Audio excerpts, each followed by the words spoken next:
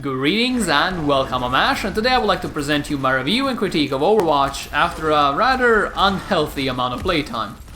And speaking of time, after spending 1,000 hours in Team Fortress 2 and more than I'm comfortable to admit in other team-based shooters, I've become rather difficult to impress. And since almost all of the recent multiplayer gunfests have been fairly boring, I slowly started getting used to the idea that the genre might not be for me anymore. Thankfully, Overwatch came along and not only managed to meet my lofty expectations, but exceed them to the point where I constantly find myself playing more of it instead of doing any actual work. The characters are charming, their mechanics deceptively complex, and the gameplay as a whole leaves a lot of room for personal growth and improvement, on top of simply being a bundle of fun. However, while I genuinely do think Overwatch is a great game, it isn't a flawless gift from the heavens as the various online forums might lead you to believe. It has its own balance problems, issues with servers and matchmaking, occasionally clunky mechanics, as well as a couple of bugbears when it comes to design in general. But it's nothing that can't be fixed for a couple of patches, so I do hope Blizzard manages to pull through. With that said, let's begin with the one element of Overwatch everyone can agree is superb, the presentation. If Team Fortress 2 taught us anything, it's that beautifully stylized artwork and characters with personalities bigger than life are a golden ticket towards player engagement, as well as long-term appeal. Team Fortress 2 has looked great when it first released, and even a decade later it still remains one of the most visually interesting games out there, even though the actual graphical fidelity might be far below the current AAA standard. The same applies to the visual design in Overwatch, as it doesn't go overboard with realism or tiny details, but instead focuses on clean lines, colorful environments, and a play area that's devoid of any distractions. On first glance, this might seem like an excellent way to make the world's most generic game, but due to the desire to keep things simple, the artists had to ensure that even the most basic visual elements appeal to the players. This also has the added benefit of making enemy characters stand out from the background, thus making the gameplay mostly about player skill rather than messing with the graphical settings in order to create the perfect abomination that sacrifices aesthetics for visual clarity. Now that would have been a massive shame given how gorgeous some of the maps can be, with my number one on the prettiness scale being Hanamura, the map you're looking at now. That isn't where the good design ends, however, as Overwatch has the best use of sound I've ever seen, or well, rather heard, in an FPS, and I don't say that lightly. Every noise the enemies make is amplified compared to the ones your allies produce, and every time your opponents use an important ability you get a huge audio cue to warn you of the impending doom. The potential problem here is that you can find yourself ducking and covering from a friendly ultimate ability no matter how muted the sound is, simply because you have been conditioned to do so through repeated dying, and this is not an issue that is easy to avoid. But avoid it they did, and this is where I tip my imaginary hat to Blizzard, because they had managed to not only solve the problem, but make it a cool and unique feature instead. The way they did this is by assigning each hero 2 sound cues for their ultimate ability, one to play for allies and the other for enemies. If the hero is on your team, you will always get a clear indication spoken in English. But if it's an enemy, you will hear them shout something in their own native language, which somehow always sounds more menacing in the heat of the battle. The ones that are from an English-speaking country will obviously just have 2 different voice clips, but even for them, these small additions are a great way of building personality. Another feature of the sound design that I've come to greatly appreciate is that each enemy character has a specific noise they make while they walk around. Roadhog will constantly wheeze and pull his chain, McCree's spurs will jingle as he runs, and Tracer's stampede of light footsteps is quite obvious when you're paying attention. This might sound insignificant now, but when it comes to ambushes, you can pinpoint the enemy and their location with 100% certainty simply due to the sound of their footsteps, and that is something that goes a long way towards raising the overall skill ceiling. The way their feet drag along the floor isn't the only way the characters are differentiated though, there's plenty of personality and charm to each and every single one of them.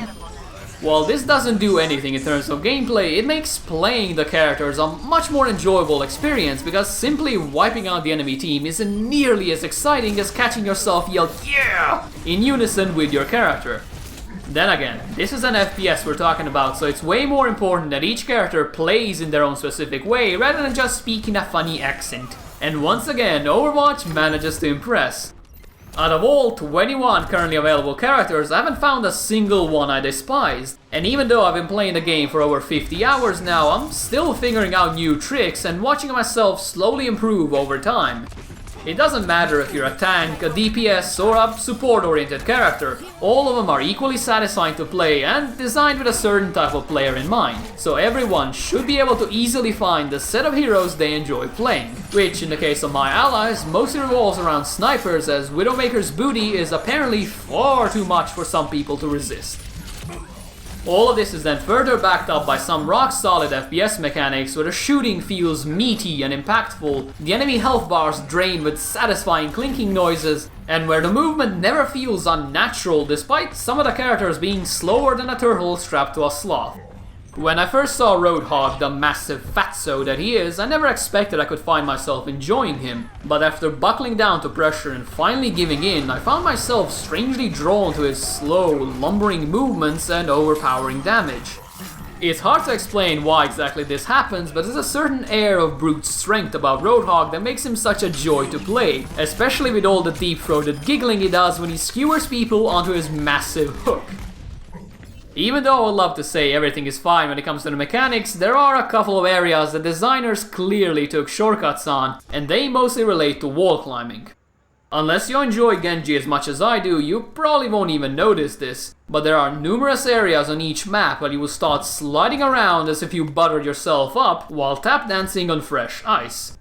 It's not a huge deal as you can learn to avoid these trouble spots, but it's an annoying inconsistency that makes playing an already hard hero even more grueling for new players, as they have to contend with both the enemy team and the terrain itself trying to kill them. Unfortunately, there are some more annoying gameplay issues, and these relate to the servers Blizzard uses for Overwatch. Servers that are completely inept when it comes to fast-paced gameplay. You can use your teleport ability, see yourself teleport halfway across the map, only to get hit by the world's best sniper shot, which on further inspection via the kill cam would show you standing completely still because the server didn't bother to update your position just yet. I've been told this is because Overwatch only sends data to players in 20 ticks per second, which compared to CSGO's 64 is an absurd difference. To put things simply, this means that the server only tells the shooter where the opponent is 20 times per second, a number that really does seem high, but becomes incredibly inefficient when you add lag compensation to the mix, with the end result being a skill-based shooter where you can often get shot behind walls, fail to escape certain doom even though you clicked your get out of jail free card, and even find yourself dead in a shootout because your button didn't work. I'm aware this sounds like the complaining of someone who just lost a match and is looking for excuses, but after being into competitive gaming for the entirety of my life, I've become inoculated against losses. They only make me strive to be even better, so the issue here is that these deaths don't feel fair, or interactive, or anything at all, given that you didn't lose the fight because of your own mistakes, but rather because of factors completely outside of your control. Feeling powerless over your own fate in an FPS game is a big no-no, and that's exactly what the current state of Overwatch servers does to me whenever they act up.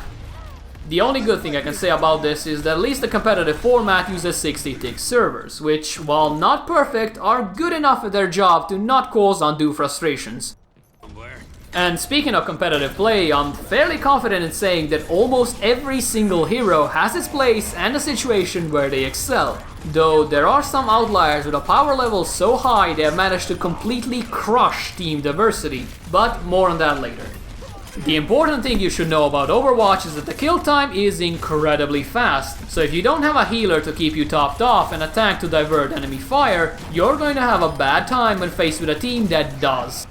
What this means is that each team must consist of a variety of roles and classes. You can't simply stack up on snipers and somehow hope to deathmatch your way to victory. If you try to do that, you would simply get counterpicked and then locked into your spawn, as the defenders would be nigh invincible under Reinhardt's shield. This is both a good and a bad thing. It's good in the sense that it promotes a constantly shifting lineup that are designed to counter what the enemy has on the field, but on the bad side it means that there are certain heroes you simply need to have, as they are equally useful against everything. If you're playing a payload map, there is almost no reason not to have a Reinhardt on your team, as his shield is the perfect answer to the barrage of gunfire that will follow your slow approach to victory. The other tanks aren't bad, and they have plenty of room to do their magic as well, but 9 times out of 10, you're gonna want a Reinhardt because he is always useful. The same applies to Mercy. All 3 healers have their strengths and weaknesses, and even though I prefer playing Lucio, I understand the importance of Mercy, as her Resurrect bringing back 5 players is so powerful the team without her is almost always at a disadvantage. While it might not seem like it, this isn't a product of bad balance, as there's always going to be top tier picks, but rather an issue with the lack of proper tanks and healers. There are, for example, currently 4 tanks available, but only 2 of them actually fulfill the role of tanking, with the other 2 serving more as beefy brawlers than anything else. Hence why you will see Reinhardt in almost every single game, not because he's overpowered, but because he is the only option that is available. This will get sorted out over the coming months as new heroes enter the fray, but until then, do be prepared to see the same few heroes as a staple of every single lineup. With that slight diversion out of the way, let's go back to the characters that are actually overpowered. And when I say overpowered, I mean oppressively strong in the hands of a competent player. This surprisingly exclusive club contains only 2 members. McCree, the gunslinging maniac with an incredibly poor perception of time, and Widowmaker, the bondage-wearing sniper with the steadiest hands in the entire world, given that she can snipe people while propelling herself through the air at 200 kilometers an hour. But first, what is the problem with McCree? To put it simply, he does everything far too well. The initial idea behind them was to create a mid-range gunslinger that could slowly whittle enemies down from a distance, while still maintaining the ability to hunt down tracers, Genjis, and other mobile bastards through the use of a powerful flashbang stun. He is certainly capable of doing that, and I doubt anyone considers those aspects of him an issue, but the problem arises from the fact that McCree has enough damage in his right-click ability, Fan the Hammer, to bring down the hammer even against the sturdiest of tanks within the span of a single second. It doesn't matter who you are, what you do, or which god you pray to, if you enter a room with McCree in it, you are going to die. And there are very, very few things you can do to actually prevent this. The way I would solve this conundrum is by reducing the amount of damage Fan the Hammer does to the point where it's still an instant kill against medium-sized targets, but no longer a death sentence to tanks who can from then on serve as a small counter to McCree's reign of terror. If these changes were implemented, he would retain his ability to easily deal with flankers, but without being so overbearingly strong that other characters such as Reaper never get picked despite fulfilling different niches. Our second winner in the Please Nerf Me lottery is Widowmaker, a sniper modeled after the one from Team Fortress 2, but for some reason without any of the downsides. Bear in mind, the video you're watching now is from me, and I am nowhere near a good sniper, so this is not actually a good representation of what a really skilled Widowmaker can do, but it should give you a general idea. With that said, she has a clip that holds 10 shots. It takes only a second to charge to 150 body shot damage, she is able to fire rapidly in order to finish off wounded enemies, and to top it all off, she's also extremely mobile and can climb perches most other enemies can never reach. If you're playing against bad or mediocre Widowmakers, you're probably just chuckling at this noob here because he can't deal with a simple sniper, haha. But once you get to the point where the only ones you meet are the ones that will ruin your life and make you saltier than the Dead Sea, you will understand what I'm talking about. When a Widowmaker is good, nobody else in the entire game gets to have fun because it all revolves around her and her alone. Either you counter her the moment she appears on her perch 50 kilometers away from the fight, or you get to watch all of your healers get instantly vaporized before she finally notices you covering in a corner because she can see through walls. The way I would solve this is by both reducing her clip size, 10 shots is just way too many for a sniper, and by increasing the charge time on her rifle, all with the intention of promoting more well-placed shots rather than an entire artillery barrage in the span of 3 seconds. You might disagree with me now, and believe me when I say I know where you're coming from, but Widowmaker needs to be corrected before Overwatch gets its competitive mode, because once people start playing seriously, all hell will break loose.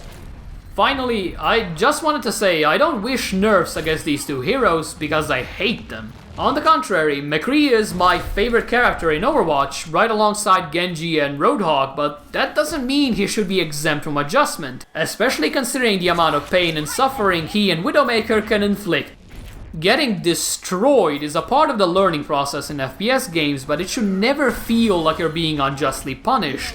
But that is exactly what these two leave their victims in, and that is exactly what I would love to see fixed. Overwatch is a brilliant game, and one that I find myself so passionate about that I'm constantly looking for opportunities to squeeze in a couple of more games.